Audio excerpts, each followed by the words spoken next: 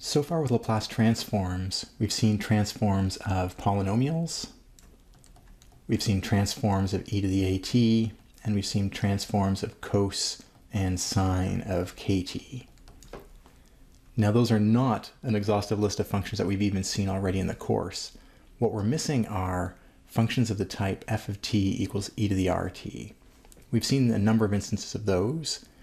We've seen when we had repeated roots, we'd have t e to the rt and possibly t squareds e to the rt. We also saw a common solution for spring systems would be e to the at cos sine of bt. So this would be the damped oscillations. This indicates that there's certainly room for expansion in terms of using our table of Laplace transforms. And you'll notice that these functions are not listed in the table. So how do we cope with that? When we look at the table, what we see is a general rule that we can apply when we have this situation of an exponential times some other function. So it covers all those previous cases we were looking at. The transform takes advantage of the general rule that when we're talking about little f of t, we get big capital F of s back. And what we get is a modifier when we have a multiplier of an exponential, which is that we get the same transform of the original function f, but we have all s's replaced with s minus a. That is the practical interpretation of this transformation here.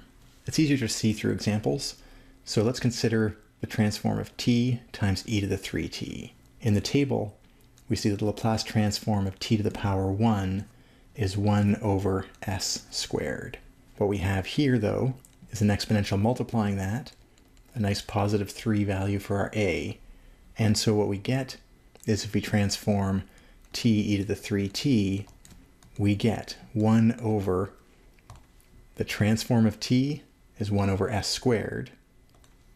But instead of getting that, we replace every s with s minus a, which is s minus 3 here. Let's try a few more to reinforce the idea.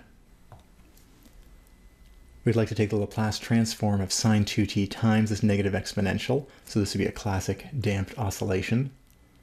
So it shows up quite frequently. What would the transform look like? Well, we look in our table and we see the Laplace transform of sine of 2t is equal to 2 over s squared plus 2 squared. What does that mean for our transform of the more complicated function sine 2t e to the negative 3t? Well, this is our a value here. So when we take the transform of the more complicated function, what we're going to do is replace all s's with s minus, in this case here it's minus a, or s minus negative 3, or s plus 3 for simplicity. Well, that makes the transform pretty straightforward. We have 2 over the only s that's there in the squared, and now it's going to be an s not by itself, but an s shifted to s plus 3. And then we could tidy that up if we felt like it. We'd call it s plus 3 squared plus 4. Let's do one more example to reinforce the idea. Let's do the same thing except with a cosine, cos 4t this time. We recall or look up in the table and we see that the transform of cos 4t is going to be s over s squared plus 4 squared. So when we take the transform of the cos of 4t times the exponential, e to the negative 3t, we recall that what we're going to do is replace all s's with s minus minus 3, which is the exponent.